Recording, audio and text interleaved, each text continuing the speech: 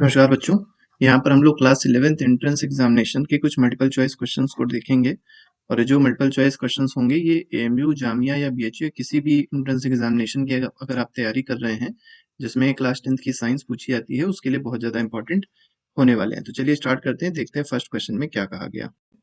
A cylindrical conductor of length L and uniform cross section area A has resistance R। तो resistance का formula लिख लेते हैं, R is equal to rho L upon A। इसके बाद क्या दिया गया, the area of cross section of another conductor of same material, मतलब रो सेम रहेगा एंड सेम रेजिस्टेंस, मतलब रेजिस्टेंस सेम रहेगा लेकिन लेंथ 2L है। ठीक है, तो यहाँ पर जो R2 आ जाएगा वो भी R होगा, लेकिन ये क्या हो जाएगा, रो इंटू 2L अपॉन यहाँ पर एरिया जो है वो क्या हो जाएगा वही बताना है, तो इसको A2 मान लेते हैं। और दोनों क्योंकि रेजिस्टेंसेस सेम है तो क्या करना होगा, इन दोनों को इक्वेट करेंगे। तो जब इक्वेट करेंगे तो रो और रो कट जाएगा, L और L कट जाएगा। ठीक है, तो यहाँ से A2 जो आया वो कितना आ गया, तो अगर यहाँ पर देखा जाए तो 1/A is equal to 2/A2 आ गया। तो A2 की वैल्यू क्या आ गई, 2A आ गई। तो इसका आंसर है ऑप्शन नंबर सी। चलो अगला करो। इसमें पूछा गया है कौन सा सर्किट सही है। तो पहली चीज तो ये है, करंट का फ्लो जो होगा वो ऐसे होगा इस तरफ। ठीक है, इस तरीके से करंट फ्लो करेगा। तो करंट जिधर से जा रहा होता है वो हमेशा पॉजिटिव होता है और जिसकी तरफ जा रहा होगा वो लोअर पोटेंशियल में निगेटिव हो जाएगा। तो ये भी पॉजिटिव निगेटिव हो जाएगा। और वोल्ट मीटर पैरेलल में होता है, एम मीटर सीरीज में होता है। सेकंड वाला ऑप्शन सही है। ये गलत क्यों है, ये गलत इसलिए है क्योंकि यहाँ पर निगेटिव दिया गया और यहाँ पर पॉजिटिव दिया गया, जबकि करंट ऐसे फ्लो हो रहा था तो नीचे पॉजिटिव होना चाहिए और ऊपर निगेटिव होना चाहिए। ठीक है, इसमें कहा गया है सर्किट दिया है potential difference across 3 ohm resistor. 3 ohm resistor ये वाला है।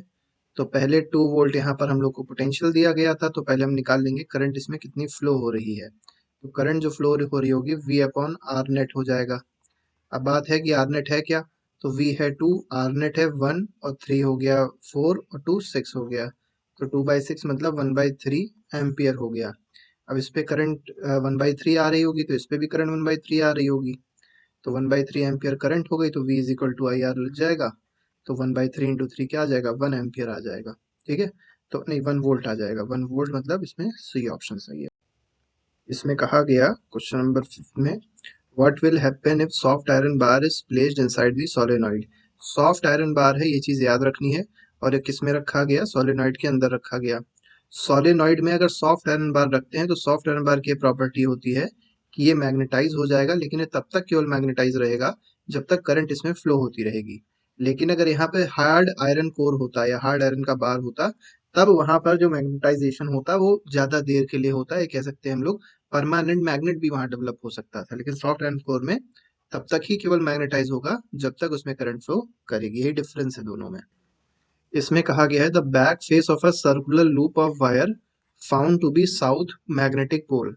अब जैसे सर्कुलर वायर ये है और ये कोई कनेक्टेड है बैटरी से या सेल से। अब इसमें क्या कहा गया, जो पीछे का पोर्शन है वो साउथ पोल है, तो इसका मतलब आगे का जो पोर्शन होगा, सामने वाला पोर्शन वो कैसा होगा, नॉर्थ होगा।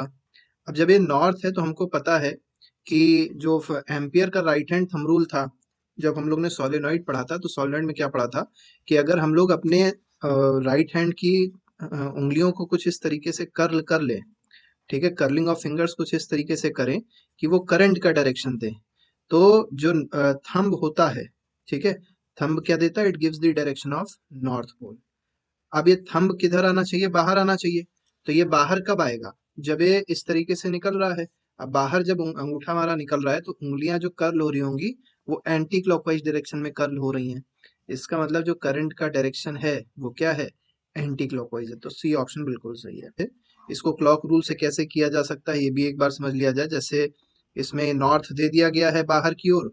अब क्योंकि बाहर नॉर्थ है तो इसको हम लोग कैसे क्रिएट करेंगे, ये ऐसे आ जाएगा, इधर ऐसे आ गया, ये ऐसे आ गया।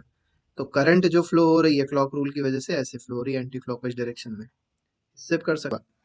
इसमें क्या कहा गया था, एक पॉजिटिव चार्ज है एक निगेटिव चार्ज है और दोनों को ईस्ट में भेजा गया है। जैसे हम लोग एक केवल कर लेते हैं, पॉजिटिव वाला कर लिया और ये किधर जा रहा है, ईस्ट में जा रहा है। अब जब भी ईस्ट में जा रहा है तो इसका मतलब क्या है कि जो करंट का डायरेक्शन है वो भी ईस्ट की तरफ है।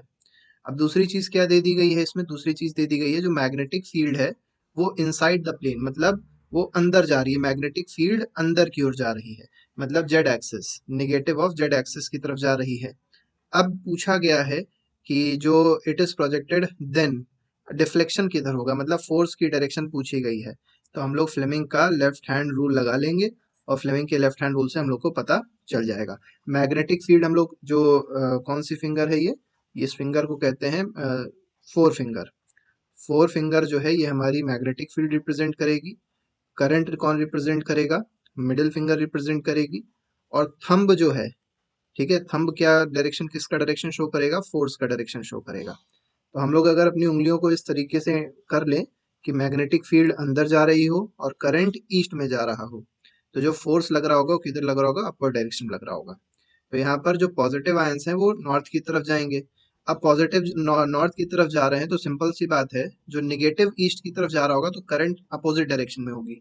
अब करंट का डायरेक्शन बदल दोगे तो जो डिफ्लेक्शन का डायरेक्शन था वो भी अपोजिट हो जाएगा। तो निगेटिव आयन किधर जाएंगे, साउथ की तरफ जाएंगे।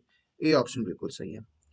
तो इसमें क्या दिया गया, एक चाइल्ड है, कुछ इस तरीके का मान के चलते हैं, चाइल्ड है और यहाँ पर कोई मिरर है। अब मिरर में जब इसने देखा तो इसको जो इमेज दिखाई पड़ रही है वो कैसी है, कहा गया सर बड़ा हो गया, मिडिल पोर्शन सेम हो गया, ठीक है, मिडिल पोर्शन बराबर का हो गया और पैर छोटे हो गए, ऐसे समझ सकते हैं। ये कुछ इस तरीके का बन रहा है। अब सर बड़ा हो रहा है इसका मतलब ये वर्चुअल और मैग्नीफाइड हो रहा है। वर्चुअल और मैग्नीफाइड इमेज किस केस में बनती है, ये कॉनकेव मिरर की केस में केवल बनती है। बीच वाला जो पोर्शन है वो सेम रह रहा है, सेम कब रहेगा, जब प्लेन मिरर होगा। और जो नीचे वाला पोर्शन था, लोअर पोर्शन जो था वो डिमिनिश हो रहा है, वर्चुअल और डिमिनिश्ड, ये बनती है कॉन्वेक्स के केस में। तो ये पैटर्न पूछा था कि क्या होना चाहिए, तो कॉनकेव फिर प्लेन फिर कॉन्वेक्स। तो concave plane convex, C option. The angle between incident ray, the angle between an incident ray and plane mirror is 30 degree. तो इंसिडेंट रे ये हो गई और प्लेन मिरर ये हो गया, इन दोनों के बीच का एंगल दिया है 30 डिग्री। ये 30 है तो ये अपने आप से क्या हो जाएगा, 60 डिग्री। ये इंसिडेंट रे है, ये नॉर्मल है और इधर जा रही होगी क्या, रिफ्लेक्टेड रे। पूछा क्या गया है, ये total angle between incident ray and reflected ray, तो ये एंगल भी क्या हो जाएगा, 60 हो जाएगा। तो इंसिडेंट रे रिफ्लेक्टेड रे के बीच का एंगल क्या हो जाएगा, 120 हो जाएगा। आधे बच्चे इसमें गलत करके चले आएंगे आंसर को। Two thin lenses of power 3 diopter and 2 diopter placed in contact. अब क्योंकि ये बताया नहीं गया है कि इनका नेचर क्या है, तो पॉजिटिव पॉजिटिव हम मान के चलते हैं, दोनों का ही है। तो कंबाइंड पावर क्या हो जाएगी, हमको पता है पावर का फॉर्मूला होता है P1 plus P2 plus P3, जितने भी होते हैं जोड़ते चले आते हैं, तो हो जाएगा 5 डायोप्टर। टोटल पावर जो आ गई कंबाइंड लेंस की, वो 5 डायोप्टर आ गई। अब पूछा है फोकल लेंथ क्या होगा, तो focal length is equal to 100 upon P होता है, जहां पर पी किसमें रखा है, डायोप्टर में, और फोकल लेंथ आ जाएगी सेंटीमीटर में, तो ये आ जाएगा 20 सेंटीमीटर। तो यहाँ पर 5 डायोप्टर और 20 सेंटीमीटर मतलब बी हो जाएगा। इसमें कहा गया रिफ्रैक्टिव इंडेक्स दी हुई है कुछ मीडियम की, मीडियम एक्स वाई जेड डब्ल्यू करके है, और रिफ्रैक्टिव इंडेक्स ये है। स्पीड ऑफ लाइट मिनिमम, अब हमको पता है जो स्पीड होती है ये इनवर्सली प्रोपोर्शनल होती है रिफ्रैक्टिव इंडेक्स के। तो जहां पर रिफ्रैक्टिव इंडेक्स सबसे ज्यादा होगा वहां स्पीड सबसे कम होगी, तो मिनिमम कहाँ पर होगी, मिनिमम हो जाएगी डब्ल्यू में, तो डब्ल्यू में मिनिमम है। और स्पीड मैक्सिमम कहाँ पर होगी, जहां पर रिफ्रैक्टिव इंडेक्स सबसे कम है, तो यहाँ पर होगी हमारी स्पीड मैक्सिमम। तो मैक्सिमम एक्स में और मिनिमम डब्ल्यू में, तो सी ऑप्शन इसका सही है। क्योंकि इस डायग्राम में पूछा गया है कौन सा डिफेक्ट है, तो ये हमारा रेटिना है। जब भी इमेज रेटिना से पहले बनती है तो ये डायग्राम किसका हो जाएगा, मायोपिया का हो जाएगा। और दूसरी चीज इसको पहचानने की क्या है, जो रेज आ रही होती है वो इन्फिनिटी से आ रही होती है। अब इसी में अगर हाइपरमेट्रोपिया का डायग्राम होता तो कुछ इस तरीके का होता, यहाँ से ऐसे निकलती, यहाँ से ऐसे आती और फिर पीछे बन रहा होता, ठीक है। तो अगर इमेज हमारी रेटिना के बिहाइंड बनती है तो वो हाइपरमेट्रोपिया का केस होता है। Light travelling from denser to rarer, denser to rarer जा रही होगी along normal to the boundary, तो ये किधर ट्रेवल कर जाएगी, refracts away from the normal, ठीक है, बी ऑप्शन सही है। क्वेश्चन कह रहा है convex lens has focal length 10 centimetre, तो हम क्या करेंगे, पहले कॉन्वेक्स लेंस बना लेते हैं जिसका फोकल लेंथ क्या है, 10 सेंटीमीटर। तो ये ऑप्टिकल सेंटर हो गया, ये हमारा F1 हो गया और ये क्या हो जाएगा, 2F1 हो जाएगा। अब यहाँ से यहाँ तक की जो डिस्टेंस दी गई है 10 सेंटीमीटर दी गई है।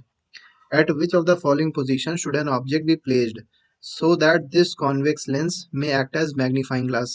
मैग्नीफाइंग ग्लास की दो कंडीशन है। पहली कंडीशन ये है कि जो इमेज होनी चाहिए, अब मैग्नीफाइड है तो मैग्नीफाइड इमेज होनी चाहिए, और मैग्नीफाइड के साथ साथ कैसी इमेज होनी चाहिए, वर्चुअल होनी चाहिए, क्योंकि वर्चुअल होगी तो इरेक्ट होगी इन्वर्टेड होगी तो कोई मतलब नहीं है उसका।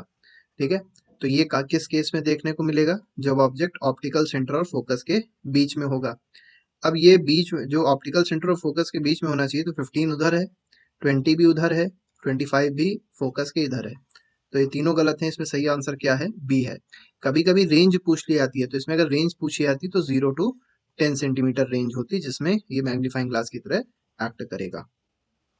Electrolysis of water is decomposition reaction, ठीक है, तो पता ही है। The mole ratio of hydrogen and oxygen, mole ratio बोला गया है, तो H2O जो है वो देता है H2 प्लस O2। हम लोग क्या करते हैं बैलेंस करने के लिए, 2H2O कर देते हैं, 2H2 आता है, O2 आता है। ये जो H2 के पहले जो नंबर लिखा होता है इसी को मोल कहते हैं। ठीक है, अब मोल रेशियो पूछा हाइड्रोजन और ऑक्सीजन का, मतलब H2 अपॉन O2 में कितने मोल्स हैं, 2 अपॉन 1 है, तो 2:1 मतलब बी हो जाएगा। विच of the following statement about the given reaction correct पूछा है। पहली चीज तो जो चीज पूछी जाए उस पर गोला बना लो या लाइन खींच लो सब लोग। अब इसमें क्या है, Fe है और H2O है। अब पहली चीज तो ये है कि पहला क्या क्या कहा गया, iron metal is getting oxidised, बिल्कुल सही बात है। आयरन ऑक्सीडाइज होके Fe3O4 बन गया, बिल्कुल ठीक। वाटर इज गेटिंग रिड्यूस्ड, बिल्कुल सही बात है, वाटर रिड्यूस होके हाइड्रोजन गैस बन गई, बात बिल्कुल सही है।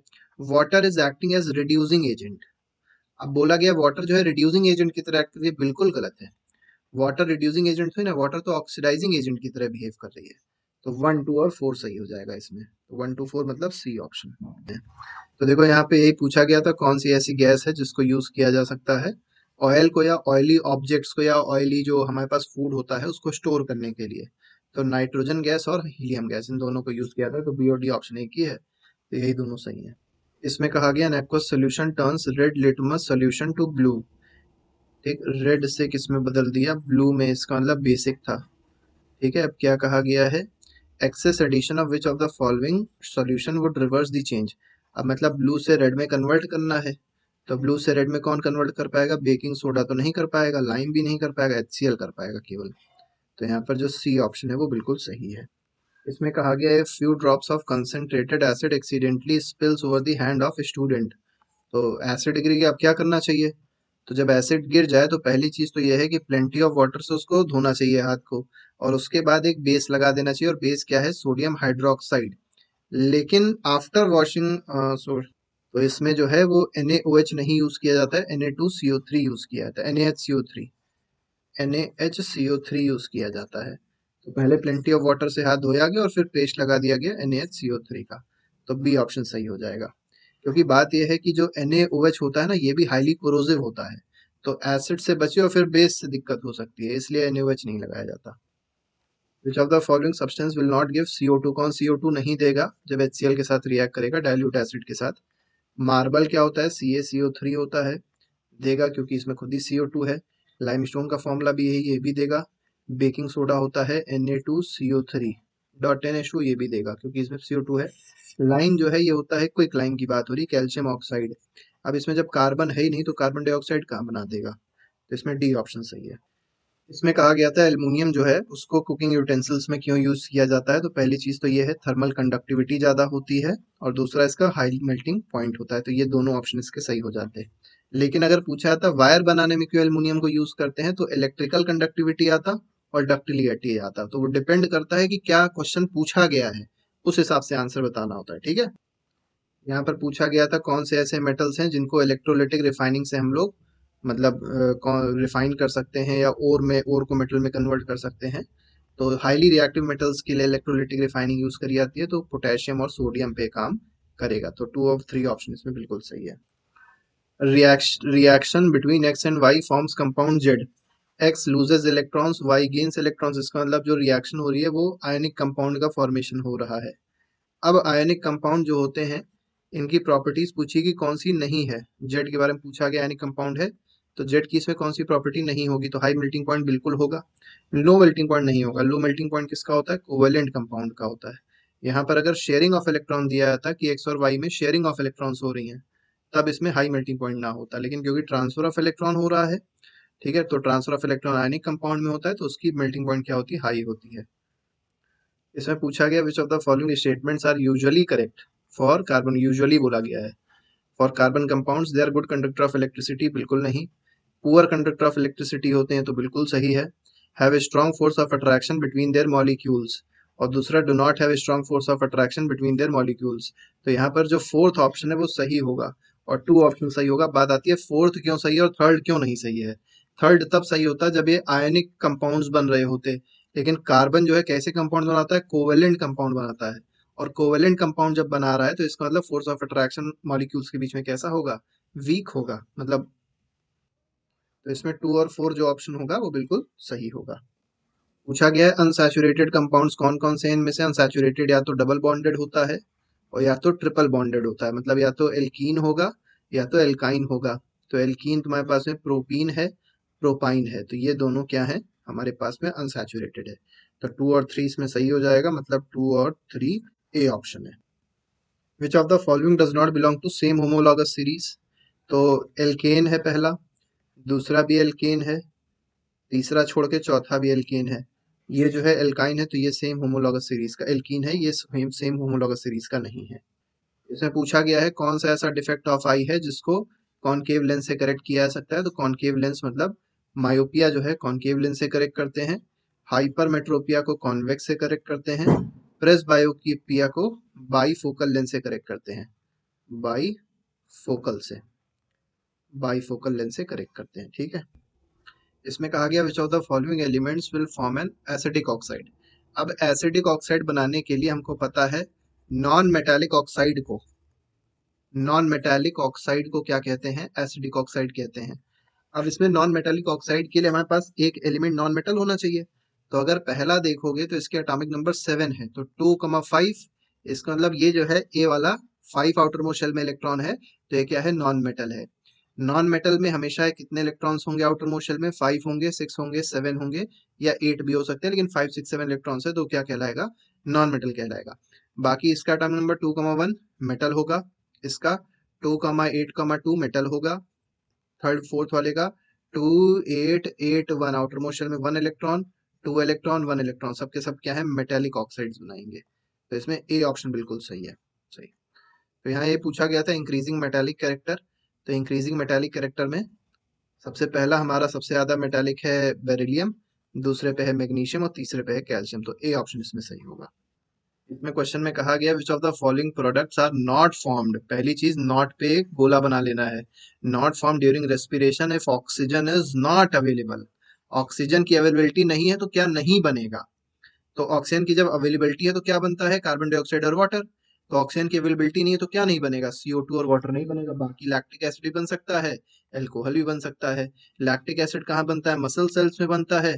एल्कोहल कब बनता है, फर्मेंटेशन प्रोसेस में बनता है। सिंपल सा क्वेश्चन है। इसे पूछा गया है glomerular filtrate is first collected by, तो पहले कलेक्शन होता है बाउमेंस कैप्सूल में। अब यहाँ पर पूछा गया ट्रांसलोकेशन ऑफ सॉल्यूट्स, तो सॉल्यूट्स दो तरीके के हो सकते हैं, ऑर्गेनिक सॉल्यूट हो सकते हैं, नॉन ऑर्गेनिक या इनऑर्गेनिक सॉल्यूट हो सकते हैं। अब अगर इनऑर्गेनिक सॉल्यूट होता तो आंसर हो जाता जाइलम, ठीक है, लेकिन अगर ऑर्गेनिक सॉल्यूट है तो आंसर क्या आ जाएगा, फ्लोएम आ जाएगा। तो फिलहाल हम लोग सॉल्यूट को दोनों मान के क्या चल सकते हैं, ऑर्गेनिक ही मान के चलते हैं, तो यहाँ पर फ्लोएम है। लेकिन सही ऑप्शन क्या है, इसमें दोनों ही हो सकते हैं सॉल्यूट के लिए। अब वो डिपेंड करता है कैसे सॉल्यूट के बारे में बात करी गई है। ऑर्गेनिक सॉल्यूट में फिर बता दे रहे हैं, ऑर्गेनिक सॉल्यूट में क्या होगा, फ्लोएम होगा। और इनऑर्गेनिक सॉल्यूट जैसे पोटेशियम हो गया, सोडियम हो गया, सब इनऑर्गेनिक सॉल्यूट है, इसमें क्या हो जाता, जाइलम हो जाता। तो यहाँ फिलहाल पूछा गया था वुडी स्टेम्स में जो रेस्पिरेशन हो रहा है वो कैसे हो रहा है, तो लेंटिकल्स के थ्रू होगा। बार्क जो होती है उसमें लेंटिकल्स होते हैं, लेंटिकल्स के थ्रू रेस्पिरेशन हो जाता है। पूछा गया which hormone is not found in plants, तो जिबर्लिन, ऑक्सिन, साइटोकिन सब पाए जाते हैं। ग्लूकेगॉन जो है ये एनिमल्स में पाया जाता है, ह्यूमन बींग्स में पाया जाता है। इसमें कहा गया which nerve transmit impulses from central nervous system towards cell. Central nervous system से सेल्स की तरफ कौन लेके आता है, तो ये मोटर नर्व्स लेके आती हैं। क्वेश्चन में कहा गया which of the following is correct sequence of events of sexual reproduction in flower. तो फ्लावर में सबसे पहले पॉलिनेशन होगा, पॉलिनेशन के बाद फर्टिलाइजेशन, फिर सीडलिंग, सीडलिंग तो लास्ट में होता है। तो पॉलिनेशन, फर्टिलाइजेशन, एम्ब्रियो, फिर सीडलिंग, यहाँ पर सी ऑप्शन सही होगा। इसमें कहा गया disease not caused by bacteria, तो बैक्टीरिया से कौन कौन सी होती है, सिफिलिस, क्लैमिडायोसिस भी बैक्टीरिया से ही होती है, गोनोरिया बैक्टीरिया से होती है, एड्स जो होती है वायरस से होती है, वायरस का नाम है HIV। ठीक है, ठीक है। The ability of cell to divide into several cells during reproduction, plasmodium. Plasmodium में क्या होता है, कैसे डिवीजन होता है, तो मल्टीपल फिजन होता है। अमीबा होता तो बाइनरी फिजन हो जाता, हाइड्रा होता बडिंग हो जाता। ठीक है, अलग अलग सबके एग्जाम्पल्स हैं, पता होना चाहिए। इसमें कहा गया pure tall plant can be identified as from hybrid tall. Hybrid tall क्या होता है, हाइब्रिड का मतलब है, अब जैसे एक कैपिटल टी है एक स्मॉल टी है, तो ये हाइब्रिड टॉल है। अब प्योर टॉल क्या हो जाएगा, दोनों कैपिटल टी होंगे। ठीक है, तो if all plants are tall after self pollination, तो डी ऑप्शन इसमें क्या हो जाएगा, सही हो जाएगा। इसमें कहा गया in a food chain usually the following are found at third trophic level. तो ऐसे हम लोग पहले इसको ट्रॉफिक लेवल बना लेते हैं। तो पहला जो ट्रॉफिक लेवल होता है ये प्रोड्यूसर होता है। ठीक है, ये फर्स्ट ट्रॉफिक लेवल है। फिर सेकंड में प्रोड्यूसर को खाने वाला आएगा तो इसको प्राइमरी कंज्यूमर कहेंगे, सेकेंडरी ट्रॉफिक लेवल आ गया। फिर आ जाएगा टर्शरी सेकेंडरी कंज्यूमर आ जाएगा, ये थर्ड ट्रॉफिक लेवल है। फिर आ जाएगा tertiary consumer, fourth trophic level है। तो थर्ड पूछा गया था, सेकेंडरी कंज्यूमर हो जाएगा, डी ऑप्शन बिल्कुल सही है। तो इस क्वेश्चन में कहा गया था identify the gas which cause ozone layer depletion, तो इसमें हो जाएगा क्लोरोफ्लोरोकार्बन्स। इसमें कहा गया observable set of characteristic of an organism, जिसको ऑब्जर्व कर सकते हो वो फिनोटाइप होता है, जीनोटाइप को ऑब्जर्व नहीं किया जा सकता। विच of the following is best way for disposal of vegetable and fruit peels, तो डिस्पोजल का सबसे अच्छा तरीका क्या है, कंपोस्टिंग है। ठीक है, रिसाइकलिंग सबसे अच्छा तरीका नहीं है, सबसे अच्छा तरीका कंपोस्टिंग है।